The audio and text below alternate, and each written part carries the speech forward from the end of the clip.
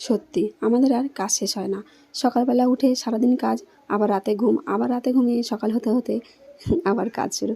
তো যাই হোক, তাও আমাদের মেয়ে মানুষ তো আমরা, কাজ করতে আমাদের ভালোই লাগে। তো হাই বন্ধুরা, কেমন আছো? আশা করি সবাই খুব ভালো আছো। আমি কবিতা। তো সকাল সকাল উঠে আশিপাশি সেরে দেখো এখন ফুল তুলে নিচ্ছি। ফুলটা তুলে আবার পুজো দেবো। আর সত্যি কথা বলতে সকাল সকাল যদি পুজো না দিই আমার মনটা একদম ভালো লাগে না। তাই ফুলটা তুলে পুজো দিতে চলে যাবো। কারণ হচ্ছে সারাদিন আমি সময়ও পাই না। আর এখন দেখো আমাদের উঠোনের অবস্থা। এই যে কাদা শুরু হয়েছে সেই বৈশাখ মাস থেকে একদম আশ্বিন মাসের শেষ পর্যন্ত এরকম কাদাই থাকবে। কি বলবো বলো? আর সারাটা মাস যদি এরকম কাদা থাকে তাহলে উঠোন দিয়ে হাঁটা চলা কতটা কষ্ট হয় একবার ভেবে দেখো। তো যাওয়া তো কিছু করার নেই, এরকম সহ্য করতেই হবে। কারণ এখন মাটি ফেলার মতন আমাদের সত্যি উপায় নেই। কারণ এই মাটি ফেলতে গেলে এত বড় উঠোনে অনেক টাকার প্রয়োজন, যেটা আমাদের কাছে নেই।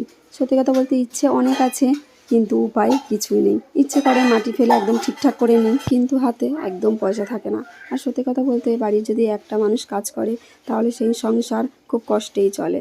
যাও তো আমাদের বাড়িতে শুধু একজনাই, মানে আমার স্বামী, উনি কাজ করেন। আর আমরা কেউ কিছু করি না। আমার শ্বশুর নেই, শাশুড়ি নেই, তাই খুব কষ্ট হয়ে যায় সংসারটা চালাতে। তারপরেও কিছু করার নেই। দুটো মেয়ে, ছোটো মেয়েটার খাবারের টাকা লাগে, বড় মেয়েটা স্কুলে পড়ে, তার খরচা, সব কিছু চালিয়ে কেমন হিমশিম খেয়ে যায়। কিন্তু কিছু করার নেই, যা কপালে আছে তাই হবে। তাই সকালবেলা উঠে যে সব কাজটা সেরে নিচ্ছি দেখো। এরপরে বসাবো রান্না করে বড় মেয়ে চলে যাবে স্কুলে।